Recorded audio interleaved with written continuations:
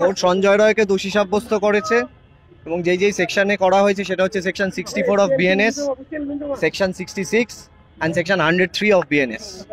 এবং এটার যে সেন্টেন্সিং পার্টটা সেটা সোমবার দুপুর 12:30 থেকে শুরু হবে। সঞ্জয় রায়কে শেষবারের মতো বলতে দেওয়া হবে এবং সাবসিকুয়েন্টলি তারপরে সেন্টেন্সিং পার্টটা করবে।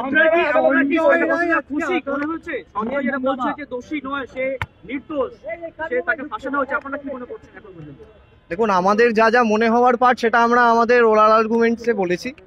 এবার বাকিটা যে জাজমেন্ট বেরোলে আমরা বুঝতে পারবো যে আমাদের যে পার্টে ওরাল আর্গুমেন্ট হয়েছে সেই পার্টগুলো কিভাবে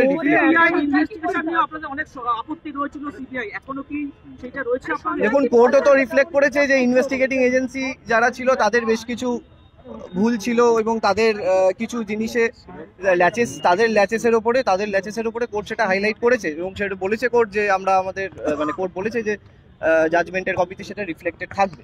এবার সেটা জাজমেন্টের কপি পাওয়ার পরে সেটা বলতে পারবো। সঞ্জয় রায়ের যেটা বক্তব্য ছিল যে একটা গলায় রুদ্রাক্ষর মালা নিয়ে, কিন্তু যে রুদ্রাক্ষর মালা বেসিসে সঞ্জয় রায়ের বক্তব্য, সেই রুদ্রাক্ষর মালার পার্টটা কোনোভাবেই ক্রস এক্সামিনেশনে আসেনি এভিডেন্সে। এবং যেটা কেউ 351 মানে যেটা তার নিজের বক্তব্যের সময় বলবে সেই পার্টে বা যেটা আর্গুমেন্টে বলবে সেইটা that has to be corroborated by evidence as well as 351, কিন্তু সেটা কোনোটাই ওদের ডিফেন্স কাউন্সিল তুলে ধরতে পারেনি।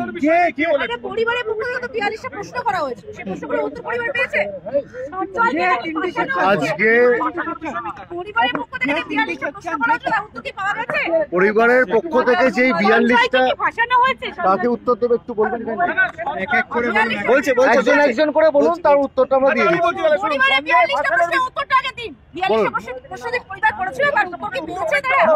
আজকে যেইটা দেওয়া হয়েছে, আজকে শুধুমাত্র তাকে দোষী সাব্যস্ত করা হয়েছে। বাকি যেই প্রশ্নগুলো আপনি বলছেন 42টা প্রশ্ন, সেই প্রশ্নটা যেই উত্তর, সেই উত্তরগুলো যেই সোমবার দিনকে যেই জাজমেন্ট দেবেন উনি, সেই জাজমেন্টের কপিতে সেইটার উল্লেখ থাকবে।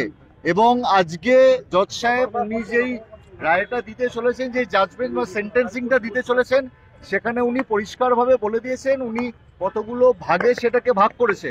তার মধ্যে একখানা ভাগ রয়েছে যেইখানেতে জজ সাহেব বলেছেন যে যেই প্রশ্নগুলো নির্যাতিতার বাবা মায়ের তরফ থেকে কোর্টের সামনে আমরা আর্গুমেন্টে তুলে ধরেছি, সেইখানে তার উত্তর উনি দিয়েছেন। এবং বাকি যেই জাজমেন্টের পার্টটা আছে সেইখানে তার উল্লেখ থাকবে। তো আমরা আশাবাদী যেই প্রশ্নগুলো ওনাদের মনে এসছে এবং আমরা যারা আইনজীবী দাঁড়িয়েছি আমাদের মনে এসছে, আমরা সেটা জমা করেছিলাম আর্গুমেন্টে, সেই আর্গুমেন্টের উত্তরগুলো ওনার জাজমেন্টে থাকবে এবং উনি সেটা ক্যাটেগরিক্যালি উনি আজকে জানিয়ে দিয়েছেন। আমরা আশাবাদী আমরা সব প্রশ্নের উত্তর পাবো, তখন আপনাদের সেটা জানিয়ে দেবো। আজকে শুধু আজকে বলে নয়, প্রথম থেকেই আমি বলে দিচ্ছি, আজকে সঞ্জয়ের বক্তব্য আমি এই ঘটনার সঙ্গে যুক্ত নই, আমাকে ফাঁসানো হয়েছে এবং প্রচুর লোক আছে যারা ফাঁসিয়েছে, আমি নির্দোষ, আমি কিছু করিনি। এবং ওনার বক্তব্য রয়েছে যে আইএসরা জানেন, আইপিএসরা জানেন। ওনার বক্তব্য রয়েছে যে মোটমাট শীর্ষ যারা রয়েছেন, যারা ইনভেস্টিগেশন এজেন্সি বা যারা এই পুলিশ মহল থেকে এবং ডাক্তার মহল থেকে এবং যারা রয়েছে তারা সবাই জানে, এই বক্তব্যটা উনি তুলে ধরেছেন। কিন্তু এখানে একটা জিনিস বলে রাখি, প্রথম থেকেই এই সঞ্জয়ের এই বক্তব্যটা বলে যাচ্ছে যে অনেকে জড়িয়ে রয়েছে, আমি সব কিছু বলবো। ওনাকে 351 বিএনএসএসে যখন বলতে দেওয়া হয়, ওনাকে জজ সাহেব 104টি প্রশ্ন তুলে ধরে। সেই 104টি প্রশ্নের উত্তরের পরে এটা ছাড়াও ওকে বলা হয় তোমার যা বক্তব্য তুমি কোর্টের কাছে প্রথম দিনকে এসেই বলেছো যে আমি আমার বক্তব্যটা বলতে চাই, আমাকে বলতে দেওয়া হচ্ছে না। তখন জজ সাহেব বলে তুমি এখন আমাকে বলো। তখন এমন কিছু সে বলতে পারেনি যেটাও এতদিন ধরে বলে আসছে, এতদিন ধরে ওনার অভিযোগ যে ওকে ফাঁসানো হয়েছে, সেই মর্মে ওর তরফ থেকে বা ওর আইনজীবীর তরফ থেকে কোনো রকম এভিডেন্স আসেনি যেটা করোবোরেট করে ওনার বক্তব্যকে সাপোর্ট করা যায়।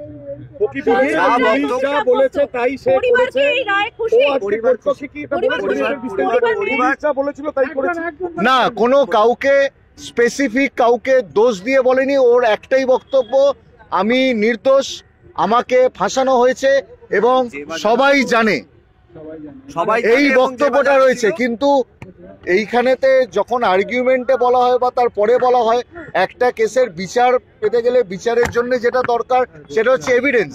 এভিডেন্সে কোনো রকম তার আইনজীবী তারা কোনো কিছু তথ্য তুলে ধরতে পারেনি। আর আমরা যেই আর্গুমেন্ট সাবমিট করেছি, আমরা একটা ফার্দার ইনভেস্টিগেশনের জন্য এগোবো, কেন সাপ্লিমেন্টারি চার্জশিট এখনো শেষ হয়নি, তো কেসটা কিন্তু আজকে শেষ নয়। আগামী দিনে আরো তথ্য আশা করি উঠে আসবে এবং যে বা যারা এই